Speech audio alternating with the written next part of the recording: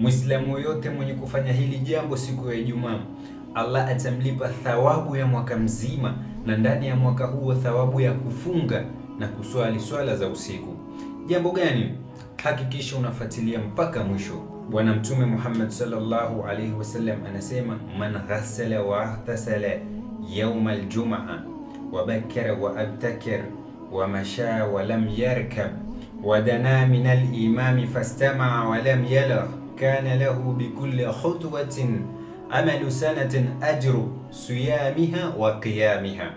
Bwana Mtume Muhammad sallallahu alaihi wasallam anasema, yoyote atakayekiosha kichwa chake na akaoga siku ya Ijumaa, yani maana yake full, akajitwahirisha, akapiga kanzu yake nzuri, piga marashi yake, kashda yake nini, yani vizuri, yoyote atakafanya hivi siku ya Ijumaa, kisha akaja msikitini mapema kwa kutembea bila kutumia kipando chochote, akakaa karibu na imamu, kisha akasikiliza kwa utulivu bila kufanya upuzi wote, kitu gani kitakachotokea?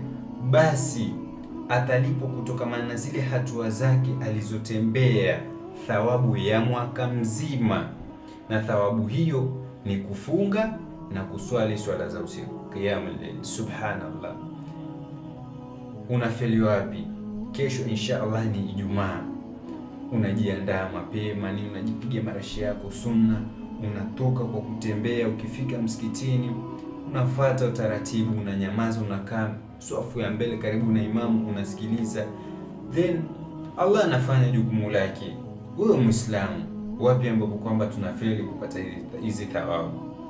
Hakikisha unawasambazia Waislamu wenzako kama sadaqatul jariya, ili nao waweze kupata hii ofa ya siku ya Ijumaa. Assalamu alaikum.